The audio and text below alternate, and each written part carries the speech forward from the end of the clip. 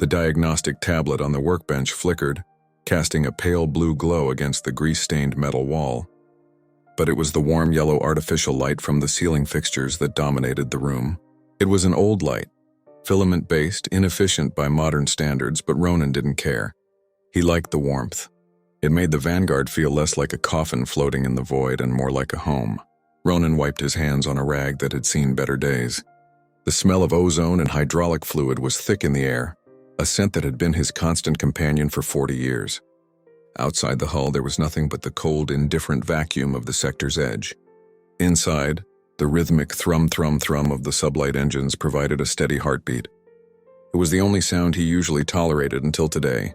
Today, there was the ragged, mechanical breathing of the woman lying on his primary workbench.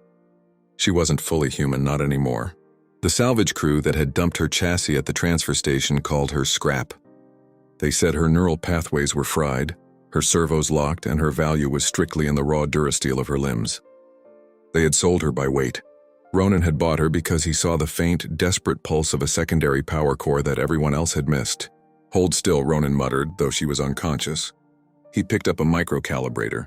His hands were large, scarred from years of welding and fighting, but they didn't shake. Not even a little. He leaned over her exposed shoulder joint. The synthetic skin had been torn away, revealing the intricate, damaged gold alloy wiring underneath. It was a mess. Someone had tried to rip her apart, likely looking for a memory core to sell on the black market. The ship hummed around them, a vibration in the floor plates that traveled up through Ronin's boots. He knew that vibration. It meant the atmospheric recyclers were running at 90%. Good enough. He adjusted the light boom, bringing the yellow glow closer to the open wound in her machinery. "They cut the inhibitor chip," Ronin said to the empty room. "Amateurs." He saw the jagged marks where a pry bar had been used. It made his jaw tighten. There is a specific kind of anger that comes when you see fine craftsmanship brutalized by ignorance. If you've ever seen a classic engine destroyed by a careless owner, you know the heat that rises in your chest. It's not just about the machine, it's about respect. Ronin reached for his soldering iron. The tip glowed orange. He needed to bypass the damaged cognitive regulator. If he didn't, her logic centers would remain in a feedback loop of pain forever. He began to work. Time on a ship doesn't move like it does on a planet. There is no sunrise, no sunset. There is only the work and the breaks you force yourself to take. Ronin worked for 6 hours straight. He reconnected the sensory nerves in her neck. He flushed the hydraulic lines in her left arm, replacing the dirty black fluid with clean blue synthetic coolant. He welded the cracked casing over her chest, grinding the seam down until his thumb couldn't feel the ridge. The silence of the ship was heavy but comfortable. Just the hum, the occasional clank of a cooling pipe, and the soft sizzle of the solder. Most men would have looked at the damage and walked away. It's easier to buy new. It's easier not to get involved. But Ronin had never taken the easy route. He looked at the intricate design of her eyes, currently closed, and saw potential. He saw something that deserved a second chance. If you're the kind of person who believes that nothing is truly broken until you stop trying to fix it, then you understand why I was standing there at 0400 hours, eyes burning, refusing to quit on a pile of wires that looked like a woman. A warning chime sounded from the cockpit console, echoing down the tight corridor. Proximity alert. Ronin didn't look up. He was threading a microscopic wire into the base of her skull. "Computer," he said, his voice rough from disuse. "Identify." "Vessel Aegis," the ship's automated voice replied. "Hail requesting audio link." Ronin's hand paused. "The Aegis. Captain Halloway's ship. The man who had commanded the fleet Ronin left 5 years ago. The man who treated crew like components and components like dirt." "Ignore," Ronin grunted. He finished the connection. He snapped the access panel on the back of her neck shut. The woman on the table gasped. It was a sharp mechanical intake of air. Her back arched off the metal table, her eyes snapped open. They were silver, glowing with a frantic, uncalibrated light. "Easy," Ronin said. He didn't step back. He put a heavy hand on her shoulder. "System check, don't move," she thrashed, her servos whining as they fought against the lock he had placed on her motor functions. She was strong. Stronger than a standard unit.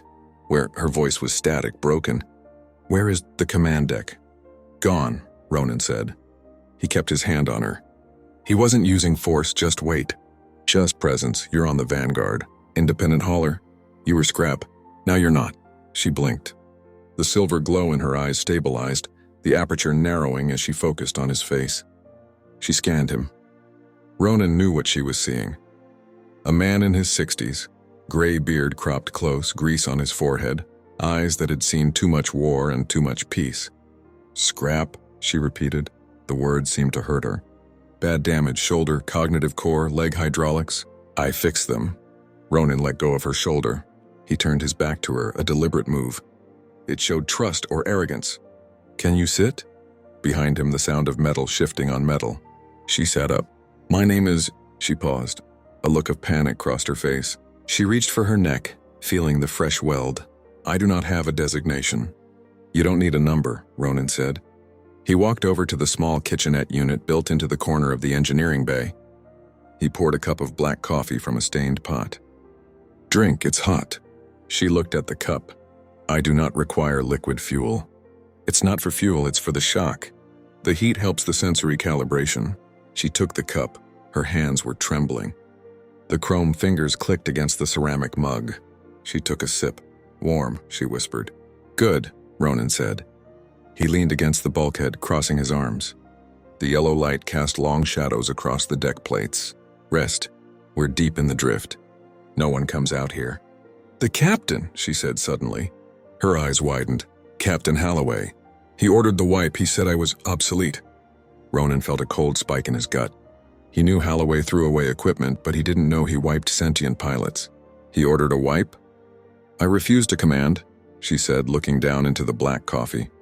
He ordered me to vent the cargo hold.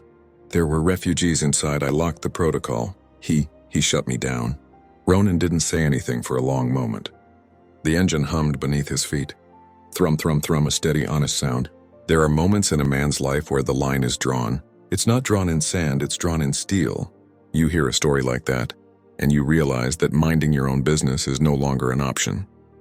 If hearing about that kind of betrayal makes your blood boil, then you know exactly where I stood in that moment. You're not obsolete, Ronin said. His voice was low, filling the small room. You're fixed. The comms unit on the wall buzzed again, louder this time. A red light flashed, bathing the yellow room in an intermittent, bloody pulse. Priority override, the computer announced. Incoming transmission, Aegis command. Ronin looked at the woman. She had frozen, the cup halfway to her mouth. Fear, pure, unadulterated processing fear. He found me, she whispered. Ronin pushed off the bulkhead. He walked past her, his boots heavy on the grating. He didn't stop at the engineering comms. He walked out of the room into the tight metallic corridor that led to the cockpit. Stay here, he orders. He will dismantle me, she called after him. Ronin stopped, he looked back. The shadows of the corridor hid his eyes, but the set of his shoulders was clear. He can try. Ronin walked the length of the ship. The Vanguard wasn't a warship. It was a hauler, a home. The walls were lined with conduits and piping he had installed himself. He knew every bolt, he knew every squeak. This was his sanctuary, and someone was banging on the door. He reached the cockpit. It was small, functional. The pilot's chair was worn leather, molded to his shape over 2 decades. He sat down and flipped a switch. The main screen flickered to life. Captain Halloway's face filled the monitor. He looked older than Ronin remembered, but softer. He was a man who lived in climate-controlled staterooms, not in engine bays. He wore a pristine uniform. Ronin, Halloway said. He smiled, but it didn't reach his eyes. I saw your transponder signal. It's been a long time. Not long enough, Ronin said. He didn't lean forward, he didn't smile. Civil as always, Halloway chuckled. He adjusted his collar. Look, I'll make this quick. You picked up a lot of salvage at Station 4. Manifest says you bought a heap of scrap durasteel. I bought a lot of things. Included in that lot was a decommissioned pilot unit. Series 7, you know the type. Dangerous, glitchy. Halloway leaned closer to the camera. That was a mistake. It wasn't supposed to be sold. It was supposed to be incinerated. Is that so? Ronin glanced at the fuel gauge. Tanks were full. It has classified data in its core, Halloway lied. Ronin could tell. A man who works with machines learns to spot a misalignment instantly. A liar has the same tell, they run too smooth. I need it back, Ronin, I'm docking. We'll come aboard, collect the trash, and I'll even reimburse you double what you paid. Double a lot of credits. Enough to overhaul the Vanguard's engines. Enough to retire on a garden world. Ronin looked at the screen. Then he thought about the woman in his engine room, holding a coffee cup with trembling hands because the warmth made her feel real. He thought about the refugees she refused to kill. "No," Ronin said. Halloway blinked. "Excuse me?" I said no. "I fixed it, it's mine." "Ronin, don't be a fool," Halloway's voice hardened. The pleasant mask slipped. "That is military property, and you are a civilian hauler in deep space. I have turrets targeting your engine block right now. I'm not asking." Ronin reached for the throttle controls. He felt the vibration of the ship under his palm. His ship, his rules. "You sold her as scrap, Halloway. You took the credits, transaction complete." "It is a machine," Halloway shouted. "It is a malfunctioning toaster." "She makes a decent cup of coffee," Ronin said calmly. "And she doesn't like you." "I'm docking, Ronin. If you resist, I will vent your atmosphere and take it from your frozen corpse." Ronin cut the audio feed. He sat there for a second in the silence of the cockpit. He looked at the vast star field outside. It was beautiful and deadly, just like the situation he had just walked into. He wasn't a hero. He was just a mechanic who didn't like bullies. But sometimes that's all a hero is. A man who draws a line and refuses to step back. He flipped the ship-wide intercom. "Unit," he paused. "What's your name? Your real name? What did you call yourself before they wiped you?" There was a pause. Then her voice came over the speaker, clearer this time, stronger. "Alara," she said. "All right, Alara," Ronin said, his hands moving over the weapon controls he hadn't armed in 5 years. "Strap in, it's going to get bumpy." The old wolf, the broken machine. And the silence after the storm. The Vanguard shuddered. It wasn't the rhythmic thrum of the engine anymore. It was the violent metallic screech of magnetic grappling clamps latching onto the hull. The sound vibrated through the floor plates, traveling up Ronin's spine. It was the sound of invasion. Ronin didn't panic. Panic is for men who don't know their machines. He knew the Vanguard's hull integrity was rated for deep pressure mining. Halloway's clamps were strong, but they were designed for standard docking rings, not reinforced hauler plating. "Ilara," Ronin said into the ship-wide comms. "Kill the lights in Sector 3 and 4. Corridors only. Leave the emergency amber strobes." "Acknowledged," Ilara's voice came back. It was steadier now, focused. "They are cutting through the starboard airlock. Hull breach in 40 seconds. Ronin stood up from the pilot's chair. He didn't reach for a laser rifle. He reached for the heavy kinetic wrench magnetized to the bulkhead. It was a solid bar of iron alloy, heavy enough to crack an engine block. In the tight confines of a ship, a long rifle is a liability. A wrench is a solution. He walked out of the cockpit, his boots heavy on the grating. The ship was his territory. He had welded every seam, calibrated every sensor, and tightened every bolt. Halloway's men were stepping into a machine they didn't understand, piloted by a man who had been part of the ship for 20 years. If you've ever had someone try to take what you built with your own 2 hands, you know exactly the cold, focused rage that settles in your gut. It's not about fear. It's about teaching them a lesson in ownership. Ronin reached the junction leading to the starboard airlock. The lights died, replaced by the rotating amber warning strobes. The shadows lengthened, twisting with every rotation of the light. Whoosh clank, the airlock cycled. They were in. 3 targets, Ilara whispered over the comms, armed. Heavy armor. They are moving towards engineering. Let them come, Ronin muttered. He stepped into a maintenance alcove hidden by a bundle of steam pipes. The air here was hot, smelling of recycled oxygen and ozone. He waited. Patience is a weapon young men often forget to load. The footsteps approached, heavy magnetic boots clanking against the deck. Clear left, a voice filtered through a helmet vocoder. Check the corners, Captain wants the scrap intact. The old man is expendable. Expendable. Ronin tightened his grip on the wrench. The first soldier passed the alcove, then the second. Ronin waited for the third, the rear guard. As the soldier passed, Ronin didn't shout. He didn't make a speech. He stepped out and swung the wrench in a tight, brutal arc. The impact against the soldier's helmet sounded like a bell being struck underwater. The man crumpled without a sound. The other 2 spun around, rifles raising. But Ronin was already moving. He wasn't fast, but he was efficient. He grabbed the unconscious man's belt and shoved the body into the second soldier, knocking him off balance in the narrow corridor. The lead soldier fired. A laser bolt scorched the wall next to Ronin's ear, melting the metal. Ronin didn't flinch.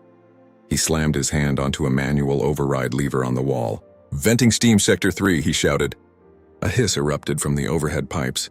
Superheated vapor used for the engine cooling cycle blasted into the corridor. It wasn't lethal, but it was blinding and hot enough to panic anyone not expecting it. The soldiers shouted, their helmet sensors whiting out from the sudden heat bloom. Ronin moved through the steam like a ghost. He knew where the floor grated. He knew where the pipes hung low. He used the chaos. He disarmed the second soldier with a sharp blow to the wrist and a kick to the knee.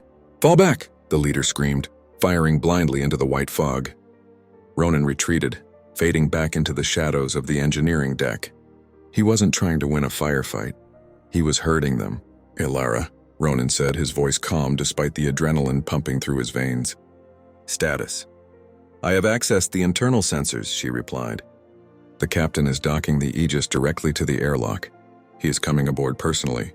He is angry. Good. Angry men make mistakes."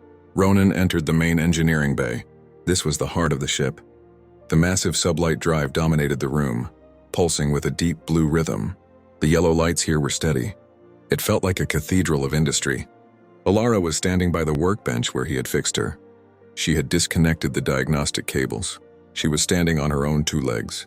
One of them still had the casing off, revealing the shiny piston underneath, but she was standing tall. She looked at Ronin.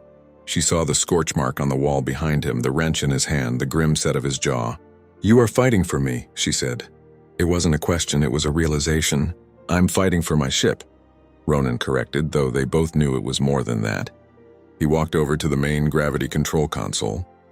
"Halloway is coming here. He thinks he's walking onto a prize ship. He forgets that I calibrated the gravity plating on this deck myself." The blast doors to engineering hissed open. Captain Halloway stood there, flanked by two more heavy troopers. The steam in the corridor had ruined his pristine uniform. His hair was disheveled. He held a high-end plasma pistol, the kind officers carry to look important. "Ronin!" Halloway barked, stepping into the room. "Enough of these games, you're damaging military property." Ronin stood behind the gravity console. He rested the heavy wrench on the control panel. "You broke into my home, Halloway. In some sectors, that's a death sentence." "I am the law in this sector." Halloway aimed the pistol at Ronin's chest. "Step away from the console. And give me the unit." Ilara stepped forward. She moved with a mechanical grace, the servos whining softly. She positioned herself between Ronin and the gun. "No," she said, her voice was different now. It wasn't the static-filled whisper of a broken machine. It mimicked Ronin's tone, cold. "Hard, my designation is Ilara. I am part of the Vanguard crew. I do not recognize your authority." Halloway laughed. It was a cruel, incredulous sound. "It thinks its people. Look at it, Ronin. It's a glitching calculator protecting its owner. Move aside, junk." "She's not junk," Ronin said softly. He looked at Halloway. He saw a man who had commanded thousands, yet understood nothing. He saw a man who treated loyalty as a commodity and people as disposable. "Ilara," Ronin said, "maglock your feet." She didn't hesitate. Clack, clack. The magnetic locks in her feet engaged, clamping her to the deck plates with thousands of pounds of force. Halloway frowned. "What?" Ronin slammed his fist onto the gravity override. Gravity plating, maximum output. Isolate to intruder signatures. The Vanguard's internal gravity generators screamed. In an instant, the gravity in the center of the room, where Halloway and his men stood, spiked from 1G to 4G. The effect was immediate. Halloway dropped to his knees as if a giant hand had swatted him down. His pistol clattered to the floor, too heavy to lift. The soldiers collapsed, their armor suddenly weighing hundreds of pounds, pinning them to the deck like insects. Ronin stood behind the console, unaffected in the safe zone. Ilara stood rooted to the spot, her maglocks holding her upright against the crushing force, her reinforced chassis groaning but holding. "Can't breathe," Halloway gasped, his face pressed against the grate. Ronin walked around the console. He moved slowly, stepping into the high-gravity zone. He felt the weight pull at him, his old bones creaking, but he was used to carrying heavy burdens. He walked up to Halloway. He picked up the plasma pistol. It felt like lifting a brick, but he lifted it. He crushed it in his hand, the plastic casing cracking, and tossed the pieces aside. "You called her a toaster," Ronin said, looking down at the captain. "But she's the only one standing." He leaned down. "You wiped those refugees, didn't you? That's why you want her. She has the flight logs." Halloway couldn't answer, he just wheezed. "Ilara," Ronin said. "Download the logs and crypt them. Send a packet to the Admiralty board on Earth. Priority 1. Processing. Ilara's eyes flashed silver. Scent. Ronin walked back to the console and eased the gravity back to standard. Halloway gasped, sucking in air, coughing violently. He looked up at Ronin with pure hatred, but beneath it there was fear. The kind of fear a bully feels when his victim finally punches back.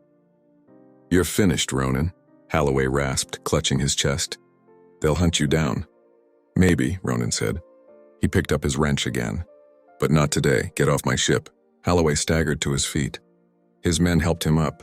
They looked at Ronin, then at the silent, glowing eyes of Ilara, and they realized they had lost. They retreated, stumbling back towards the airlock, defeated not by a superior force but by a stubborn mechanic and a broken machine. The sound of the Aegis detaching was the sweetest sound Ronin had ever heard. Silence returned to the Vanguard. The hum of the engine took over. Thrum, thrum, thrum. Ronin sat down on a crate, suddenly feeling every year of his age. His adrenaline was fading, leaving a dull ache in his knees. Ilara walked over to him. She moved smoothly again. She reached out and took the wrench from his hand, placing it on the workbench. Then she picked up the coffee cup he had poured earlier. "It was cold now. You require maintenance," she said. "I'm fine," Ronin grunted. "Just an old engine running hot." "You defended me," she said. She sat down on the floor next to him, ignoring the chair. "Why? You could have taken the credits." Ronin looked at the yellow light reflecting off the metal walls. He looked at the scars on his hands. "Credits don't keep you warm, Ilara. And they don't look you in the eye when you wake up." He leaned back, closing his eyes for a moment. A man is defined by what he fixes and what he protects. Today we did both. If you've ever stood your ground when the odds were against you, simply because it was the right thing to do, then you know the peace that settles in the room afterwards. It's a quiet, heavy feeling. It's the feeling of being a man who can look at himself in the mirror. "Computer," Ronin said, "plot a course." "Anywhere but here." "Course plotted," Ilara said, her voice soft. "Engaging engines." Ronin opened his eyes and looked at his new co-pilot. She wasn't scrap. She was the best upgrade the Vanguard had ever had. "Let's go home," he said. The ship turned into the void, a small speck of light against the darkness, burning bright and steady.